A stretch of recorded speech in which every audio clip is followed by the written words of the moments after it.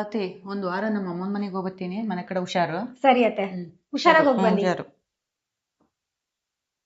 ಒಂದ್ ವಾರ ನಮ್ಮ ಅತ್ತೆ ಮನೇಲಿರಲ್ಲ, ನಾನು ಆರಾಮಾಗಿರ್ಬೋದು. ಇನ್ನು 1 ಗಂಟೆ ಆಯ್ತಾ? ಇನ್ನೇನ್ ಮಾವ ಊಟಕ್ಕೆ ಬೇರೆ ಬರ್ತಾರೆ, ಅಡ್ಗೆ ಬೇರೆ ಮಾಡ್ಬೇಕು. ಅತ್ತೆ ಇದ್ದಿದ್ರೆ ಅವ್ರಿಗೆ ಅಡ್ಗೆನ ಅತ್ತೆನೇ ಮಾಡ್ತಿದ್ರು. ಬಟ್ಟೆ ತಗೋಬರ್ತೀನಿ, ಒಣಗಿರ್ಬೇಕು. ಅಯ್ಯೋ, ಮಳೆ ಬರ್ತಿದೆ. ಅಯ್ಯೋ, ಬಟ್ಟೆ ಎಲ್ಲ ಒದ್ದೆ ಆಯ್ತು. ಅತ್ತೆ ಇದ್ದಿದ್ರೆ ಮಳೆ ಬರಂಗಾಗಿದೆ, ಹೋಗಿ ಬಟ್ಟೆ ತಗೋಬಾ ಅಂತ ಹೇಳ್ತಿದ್ರು. ಅಯ್ಯೋ, ನಾನು ಮೋಟ್ರ್ ಆನ್ ಮಾಡೋದೇ ಮರ್ತೆ. ಅತ್ತೆ ಇದ್ದಿದ್ರೆ ಈ ಕೆಲಸ ಎಲ್ಲ ಅವರೇ ಮಾಡ್ತಿದ್ರು. ಅವ್ರು ಬರೋ ಟೈಮ್ ಆಯ್ತು, ಬೇಗ ಅಡ್ಗೆ ಮಾಡೋಣ. ಅಯ್ಯೋ, ನಾನು ತರಕಾರಿ ತರದೇ ಮರ್ತಿದ್ದೀನಿ.